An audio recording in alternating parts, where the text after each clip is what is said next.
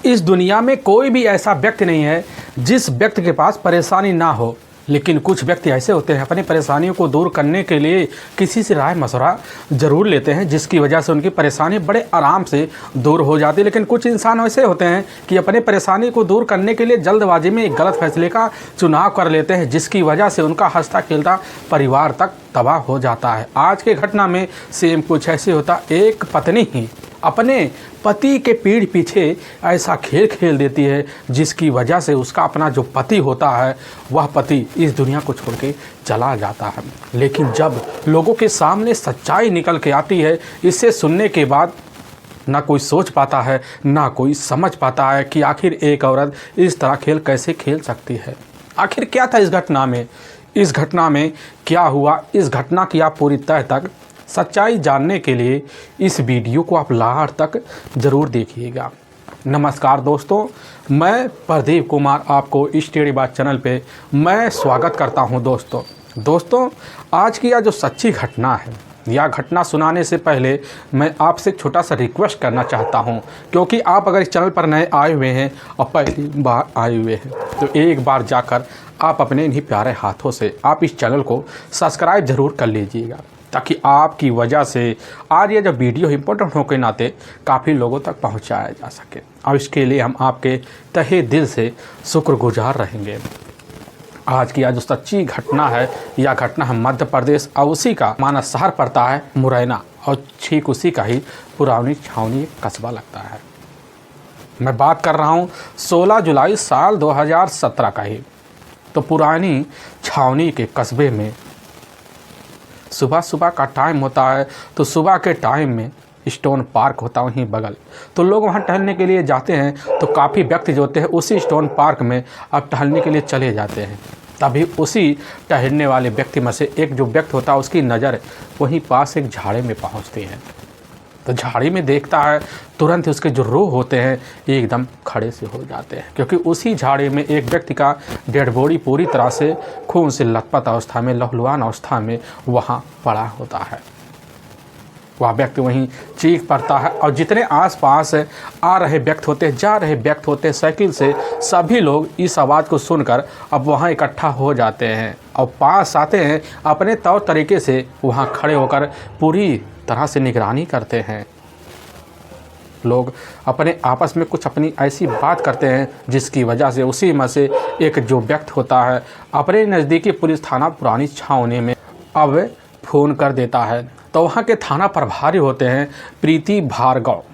जैसी खबर पाते हैं तो अपने दल बल टीम को लेते हैं। लेने के बाद इसकी जो सूचना होता है सबसे पहले पड़ोसी टीमों को भिजवा देते हैं और बड़े अधिकारी को भी दे देते हैं, और लेकर उसी स्टोन पार्क में पहुंचते हैं। देखते हैं पहले से ग्रामीणों का वो जो बस्ती होता है उस बस्ती के लोगों का भी वहां जमावड़ा लग चुका होता है। लेकिन जमावड़े लोग जैसे ही जिप्सी को देखते हैं तुरंत ही वहां से हट जाते हैं। पुलिस की टीम उस घटनास्थल की तरफ बढ़ जाती है। देखती सही एक झाड़ी है, उसी झाड़ी में एक व्यक्ति का डेड बॉडी ठीक औंधे मुंह पड़ा हुआ होता है, जो पूरी तरह से खून से लथपथ होता है। पुलिस की टीम अपने 2 सिपाहियों की मदद से डेड बॉडी को बाहर निकलवाती है और साइड में ले आती है। लेकिन जब डेड बॉडी का तौर तरीके से निरीक्षण करती है, पता चलता है उस व्यक्ति के शरीर पर काफ़ी गहरे गहरे घाव है, जिसकी वजह से काफ़ी सारे ब्लड बहे हैं, और उसी वजह से उस व्यक्ति की मौत हो गई है। घटनास्थल का पुलिस जो होती है वह निरीक्षण भी करती है। कुछ दूर पर 2 शराब की खाली बोतलें होते हैं, लेकिन 3 खाली गिलास भी पड़े होते हैं, वहाँ ढक्कने पड़े होते हैं। पुलिस समझ जाती कि जो भी व्यक्ति होगा इस मृतक व्यक्ति के एकदम करीब होगा। बड़ी सोची समझी साजिश के तहत हत्यारे ने इस घटना को अंजाम दिया होगा। पुलिस की टीम वहां जितने भी खड़े लोग होते हैं सबसे पूछताछ करती है, लेकिन जब उस व्यक्ति को देखा जाता है यही अंदाज़ा लग जाता है इस व्यक्ति की जो उम्र होगी लगभग 39 से 41 साल के बीच ही हो सकता है। काफ़ी लोग वहाँ खड़े होते हैं, लोग तरह तरह की बातें कर रहे होते हैं। अब थाना प्रभारी प्रीति जो भार्गव होते हैं वह तुरंत ही इस घटना की जांच पड़ताल करने के लिए वहाँ जितने भी खड़े लोग होते हैं सबसे उस मृतक व्यक्ति के पहचान कराने के लिए लग जाती है। काफ़ी घंटे लग जाते हैं पहचान कराने, लेकिन पहचान नहीं हो पाती। लेकिन पुलिस की टीम जैसे उस डेड बॉडी का पंचनामा भर ही रही होती है, उसी वक्त एक व्यक्ति जो होता है वहाँ आके धमक जाता है, देखता करने लग जाता है, साहब इस व्यक्ति को हम अच्छे तरीके से जानते हैं और ठीक यही जो स्टोन पार्क है इसी के पीछे एक बस्ती है और वहीं का रहने वाला अंगद कडेरे है। उसके परिवार में उसकी अपनी पत्नी भी है गीता, और लेकिन हाँ इस व्यक्ति के टोटल 6 बच्चे भी हैं। अब पुलिस की टीम यह खबर जैसे पाती है तो चौक से जाती है, उसी समय 2 सिपाही स्टोन पार्क के पास जो बस्ती होता है उसी में अब भिजवा देती है। और वहाँ पे इसकी जो सूचना होती है अंगद केडरे की जो अपनी पत्नी होती है गीता केडरे को दे देती है। लेकिन गीता केडरे जैसी खबर पाती है तो उसी वक्त दहाड़े मार कर अपने घर से चीख चिल्ला पड़ती है, अपने बच्चों को अपने साथ लेती है और कुछ अपने पड़ोसियों को अपने साथ लेकर उसी घटनास्थल पर वहाँ पर बढ़ जाती है। लेकिन जैसे पास पहुँचती है तो देखते वहीं दहाड़े मार कर और तेज चीख चिल्लाना शुरू कर देती है। पुलिस की टीम समझ जाती है कि यही अंगद कटेरे का ही डेड बॉडी है। पुलिस की टीम अब वहाँ इधर गीता कटेरे से कुछ पूछताछ करती है। पूछताछ करने के बाद इधर अंगद के बॉडी का वहीं पंचनामा भरकर तुरंत ही अपने जो नज़दीकी सरकारी अस्पताल होता है अब उसी में पोस्टमार्टम के लिए भेजवा दिया जाता है। पुलिस की टीम अपने थाने लौट आती है और लौट आने के बाद अज्ञात हत्यारे के विरुद्ध धारा 302 और 201 के तहत मुकदमा दर्ज कर लेती है। अब इस केस की जांच पड़ताल करने के लिए इधर प्रीति भार्गव जो होते हैं इस घटना में तुरंत आगे बढ़ाने के लिए अपनी टीम को बुला लेते हैं और उस केस को सुलझाने के लिए भी लग जाते हैं। सबसे पहले प्रीति भार्गव अपने टीम के कुछ सदस्यों को अपने साथ लेते हैं और इधर अंगद के घर पहुंचते हैं और वहीं पर उसकी अपनी पत्नी होती है अब गीता कडेरे। पुलिस की टीम गीता कडेरे से पूछताछ शुरू कर देती है, पूछने लग जाती है कि आखिर तुम्हारे पति का चाल स्वभाव कैसा था, वह क्या कर रहे थे, आखिर उनके साथ यह सब कौन कर सकता है। ढेर सारे सवाल जो होते हैं गीता के सामने पुलिस की टीम अब दाग से जेती है। गीता जब सुनती करने लग जाती है कि साहब 15 जुलाई साल 2017 का तो रात का लगभग वही 9:30 बजे का आसपास टाइम होता है, तो उसी वक्त हमारे जो अपने पति होते हैं वह पति हम लोगों के साथ बैठकर खाना खा रहे होते हैं, तभी उन्हीं का मोबाइल बजता है और रिसीव करते हैं, कुछ बात करते हैं, कहने लग जाते हैं कि बस हम थोड़ी देर बाद वापस आ रहे हैं। लेकिन साहब वहाँ से वो तो निकल जाते हैं, लेकिन यहाँ 2 घंटे बीत जाते लौट के नहीं आते हैं। और जब 11:30 बज जाता है तो सोचने लग जाते कहाँ चले गए। हम अपने पड़ोसी में जाते हैं, काफ़ी लोगों से पूछताछ करते हैं, लेकिन साहब उन्हें हमके बारे में पता नहीं चलता। लेकिन साहब हमें पहले से इतना ज्ञात जरूर होता है कि वह तो एक नशेड़ी किस्म के आदमी थे, हो सकता है उनको किसी दोस्त ने उन्हें बुलाया हो और जाकर अपने दोस्त के पास आज रात का ठिकाना वहीं ले लिया हो। और इसीलिए हम अपने चारपाई पर बैठे बैठे अपने 2 छोटे बच्चों को लेकर उसी पर सो जाते हैं। लेकिन जब सुबह होता है तो इसकी जो सूचना सबसे पहले अपने पड़ोसियों को देते हैं और उन्हीं की सहायता से साहब हम अपने पति की तलाशी करने के लिए अपनी बस्ती से निकल जाते हैं। काफ़ी जगह दुकानदारों से पूछताछ करते हैं, लेकिन कहीं पर साहब हमारे पति अंगद के बारे में कोई अता पता नहीं चलता। लेकिन इसकी जो सूचना था साहब हमें जैसे आपके सिपाही के द्वारा मिला, साहब ना कुछ सोच पाते हैं ना कुछ समझ पाते हैं।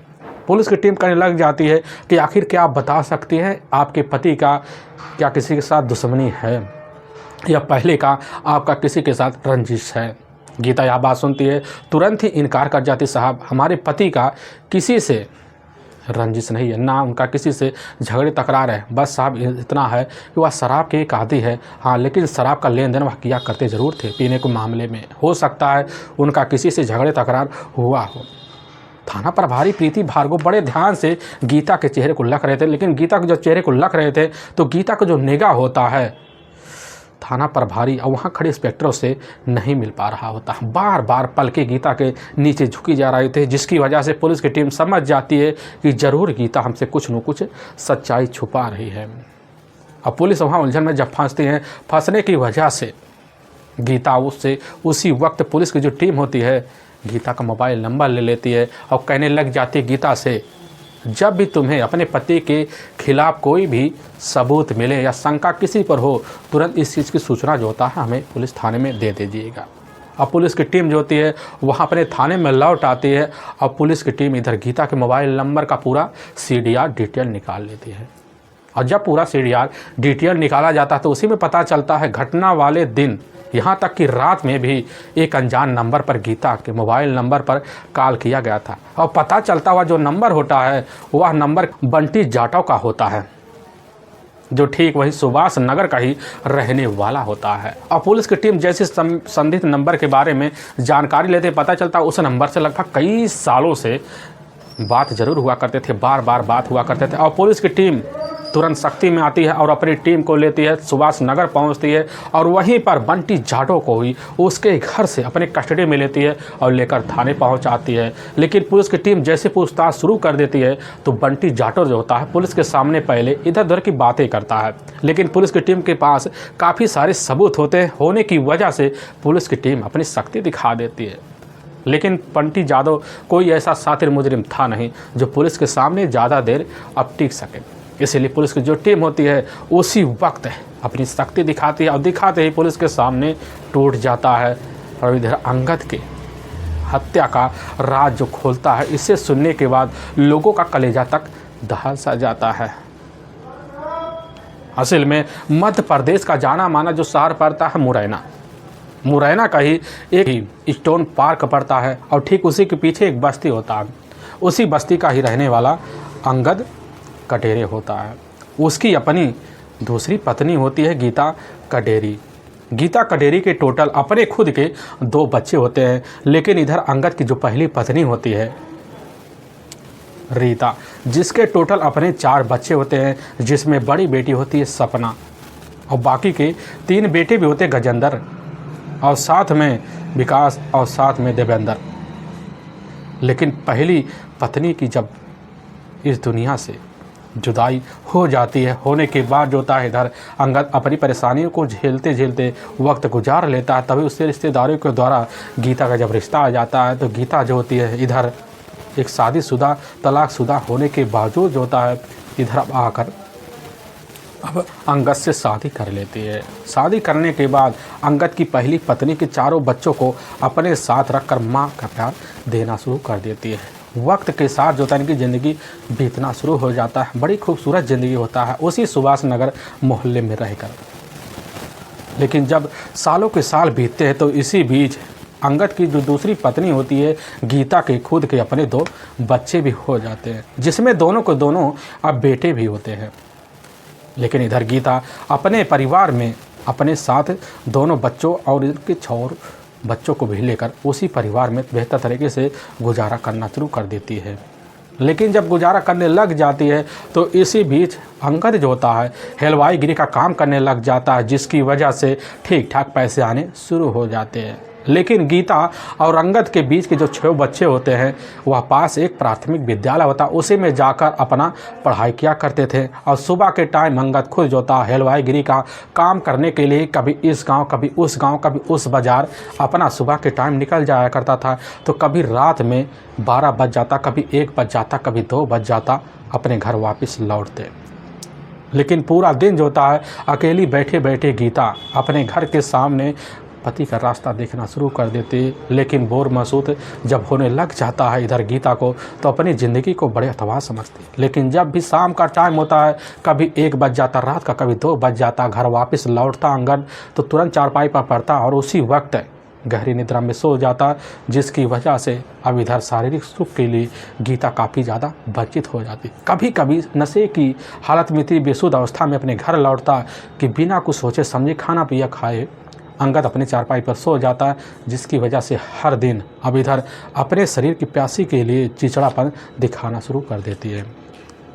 ऐसे कुछ दिन चलने लग जाता है। लेकिन इसी बीच अंगद का एक अपना करीबी दोस्त होता है जो पड़ोस का ही रहने वाला, जो सुभाष नगर में ही रह रहा होता है, बंटी जाटव, जिसकी उम्र लगभग 38 साल के आसपास ही होता है। बंटी जाटव का जो होता है उसी हलवाईगिरी में हेल्पराई का काम करना होता है। करने की वजह से कभी कभी अंगद के साथ इधर बंटी का अंगद के घर आना जाना हो जाता है। आने जाने की वजह से इधर गीता के साथ भाभी देवर का रिश्ता बना लेता है, जिसकी वजह से भाभी देवर के रिश्ते के नाते हंसी मजाक ठिठोले तक हो जाते। लेकिन गीता समझ जाती है कि हमारे हिसाब से देखा जाए बंटी में कुछ ना कुछ राज छुपा हुआ है। और उसी दिन से गीता खुद बंटी के ऊपर नज़र मारना शुरू कर देती है। लेकिन बंटी जो था समझ जाता है कि आखिर गीता भाभी चाहती क्या है। और उसी दिन से इधर काफ़ी आना जाना बंटी का अब इधर अंगद के घर लग जाता। आने जाने की वजह से धीरे धीरे बंटी का अब गीता के साथ करीबी बन जाता, इतना करीबी बन जाता है कि अपने घर में ना बच्चे और ना पति की रहने का फ़ायदा उठाकर एक दिन खुद अपने ही बेडरूम में इधर बंटी को ले जाती है और वहीं संबंध बना देती है। और संबंध का जो सिलसिला होता है पूरे घर के गैर मौजूदगी में इधर बेधड़क अब बंटी का और साथ में गीता का दोनों का चलना शुरू हो जाता है। ऐसे चलते चलते लगभग 2 साल का वक्त बीत जाता है, लेकिन परिवार में किसी के कानों में इस चीज़ की खबर नहीं पहुंच पाती। लेकिन तभी पड़ोसियों को भी भनक लग जाता है कि आखिर पति के जाने के बाद इनके घर का दरवाज़ा अचानक बंद क्यों हो जाता है, क्योंकि जिस घर में अंगद रह रहा होता है उसी घर के पीछे एक और दरवाज़ा होता है। उसी दरवाजे से बंटी को बुला लिया करते थे। लेकिन यही शंका जो होता है पड़ोसियों की वजह से आस पड़ोस के लोगों में गूंज जाती है और गूंजने की वजह से खबर एक दिन जाकर खुद अंगद के कान में पहुंच जाता। और जब सुनता है तो भन्ना जाता है, अपनी पत्नी से पूछताछ करता है, लेकिन उसकी जुबान के द्वारा कही वही बात पे यकीन नहीं करता, शंका बल्कि और बढ़ जाता, जिसकी वजह से उसी को लेकर झगड़े तकरार अब शुरू हो जाते हैं। यहाँ तक अपनी पत्नी को कह देता है कि आज के बाद हमारे घर बंटी जाटो नहीं आना चाहिए, नहीं तो तुम्हारे लिए खतरे का घंटी कभी भी बज सकता है। यह बात सुनकर गीता भी डर जाती है और गीता इस चीज़ की सूचना जो होता है चोरी छुपे मिलकर बंटी जादव को दे देती है, जिसकी वजह से बंटी और साथ में गीता का दोनों का मिलना जुलना अब बंद हो जाता है। लेकिन जब भी शाम का टाइम होता है, शाम के टाइम अंगद ज़रूर शराब की नशे में अपने घर लौटता और लौटने के बाद अपने पत्नी के सामने उसका जो अपना प्रेमी होता है, जो वासिक होता है, बंटी जाटो का नाम लेकर खुद अपनी पत्नी का पिटाई कर देता है। काफ़ी पाबंदियां लगाने की भरपूर कोशिश अपनी पत्नी पर करता है, लेकिन यह पाबंदियां लगभग जब कुछ महीने बीतते हैं, ढिलाई पड़ने जब शुरू हो जाते हैं, तो ढिलाई का फ़ायदा इधर गीता उठा लेती है। चोरी छुपे मिलना जुलना जारी हो जाता है। लेकिन दोबारा खबर जाकर अंगद को लगता फिर अपनी पत्नी के साथ वही पिटाई वाला सिलसिला अपनाना शुरू कर देता है, जिसकी वजह से हर दिन झगड़े तकरार बढ़ने लग जाते हैं। 1 दर्जन का बच्चों का परिवार होता है, लेकिन परिवार में पूरी तरह से मनमुटाव बढ़ जाता है। लेकिन गीता जब जान पाती है कि अब हमारा मिलना जुलना काफ़ी दुश्वार हो चुका है, लेकिन इधर ना गीता एक पल भी बंटी के बगैर रह पाते, ना बंटी इधर गीता के बगैर एक पल रहना चाहता था। तभी खुद एक दिन इधर चोरी छुपे पहुंच जाती है एक खंडहर में और वहीं पर बंटी होता है। बंटी के सामने कहने लग जाती है कि अगर तुम्हें आज के बाद हमसे मिलना है तो सबसे पहले हमारे पति का कोई ना कोई रास्ता निकालो, नहीं तो हमारी ज़िंदगी में मोड़ बनने वाला है। हम चाहते हैं कि हम तुम्हारे साथ ज़िंदगी बिताएं। यह बात बंटी सुनता कहने लग जाता है, ठीक है, अगर तुम चाहती हो कि हम अपने रास्ते से इधर तुम्हारे पति अंगद को ठिकाने लगा दें तो तुम्हारे प्लान के हिसाब से काम भी होगा। एक एक बात बंटी को पता होता है कि आखिर अंगद जाता कहाँ और आता कहाँ है। अपने प्लान के हिसाब से दोनों इस षड्यंत्र को रचना शुरू कर देते हैं। और तभी 15 जुलाई साल 2017 का ही जैसे रात का 9:30 बजे के आसपास टाइम होता है, उसी वक्त अंगद और साथ में गीता अपने 6 बच्चों को लेकर खाना पीना खा रहे होते हैं। बच्चे तो खाना खाकर अपने आराम से कमरे में सोने के लिए चले जाते हैं, लेकिन उसी वक्त अंगद के मोबाइल पर एक कॉल आता है और देखता है वह तो हमारे ही अपने करीबी दोस्त बंटी जाटो का है। सोच साच कर उठा लेता है, लेकिन उसी वक्त बंटी जाटो कहने लग जाता है कि दोस्त एक हमारे रिश्तेदार है, उन्हीं के बेटे का जन्मदिन ठीक परसों ही है, वहाँ हलवाईगिरी का काम है। एक काम करो, हम तुमको आज ही उनसे बात करवा देते हैं और तुम्हें काफ़ी अच्छा खासा पैसा वहाँ दे देंगे। यह बात जैसे ही इधर अंगद सुनता कहने लग जाता, ठीक है, उनसे हमें अभी बात करवा दो।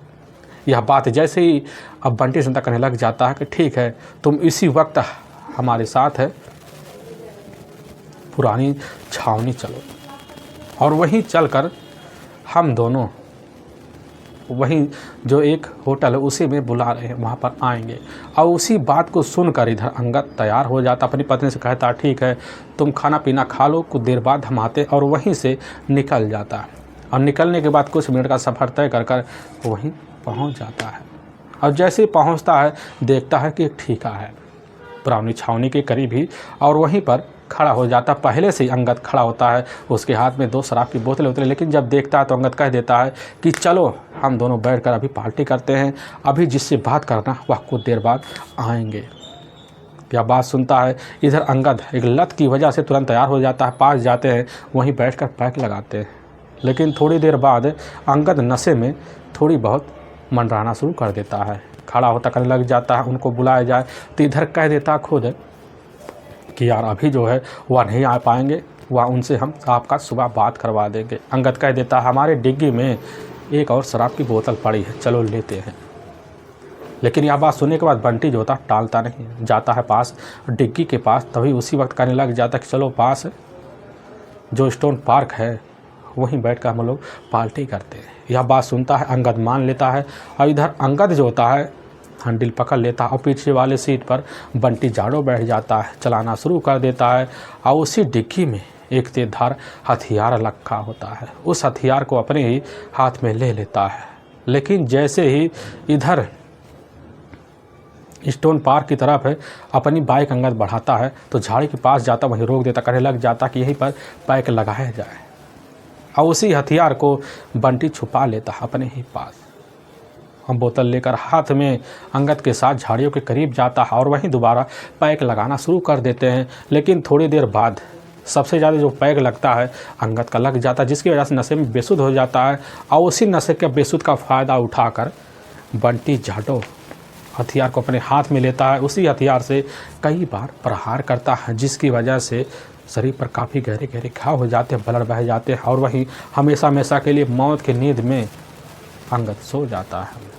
और वहाँ से उसी वक्त बाइक को लेता है और लेने के बाद अपने तौर ठिकाने पहुँच जाता है और फ़ोन के द्वारा इसकी जो सूचना होता है गीता को दे देता, कहने लग जाता कि हमने तुम्हारे पति का अपने रास्ते से हमेशा हमेशा के लिए सफाया कर दिया है। लेकिन जब पुलिस तुम्हारे पास पहुँचे तो पुलिस के सामने तुरंत तुम रोने का नाटक करना, ताकि पुलिस को तुम पर शंका ना हो।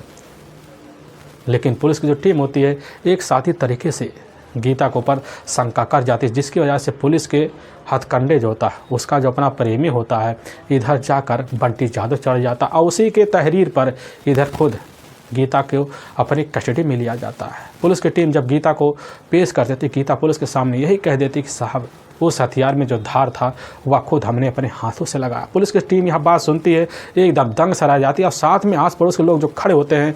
और जब इसकी खबर बस्ती में पहुंचती है तो लोग सुनने के बाद अपने कानों पर कतई यकीन नहीं होते, लेकिन तरह तरह के लोग बातें उस औरत के बारे में करना शुरू कर देते हैं। लेकिन पुलिस की जो टीम होती है इधर उस हथियार को अपने कब्जे में लेती है और गीता और साथ में बंटी जाडो को अपनी हिरासत में लेकर वहाँ के न्यायालय में पेश कर देती है। और न्यायालय में दोनों के ऊपर काफ़ी गंभीर धारा में मुकदमा दर्ज करके ले जाकर हमेशा हमेशा के लिए जेल के सलाखों के पीछे डाल देती है। दोस्तों, हमें इस घटना का सुनाने का उद्देश्य किसी को दिल को ठेस पहुँचाना नहीं है, बल्कि आपको यह बताना है कि आप जहाँ भी रहें आप सावधान और सतर्क जरूर रहे। दोस्तों फिर मिलेंगे एक नए वीडियो के साथ, तब तक के लिए जय हिंद और जय भारत।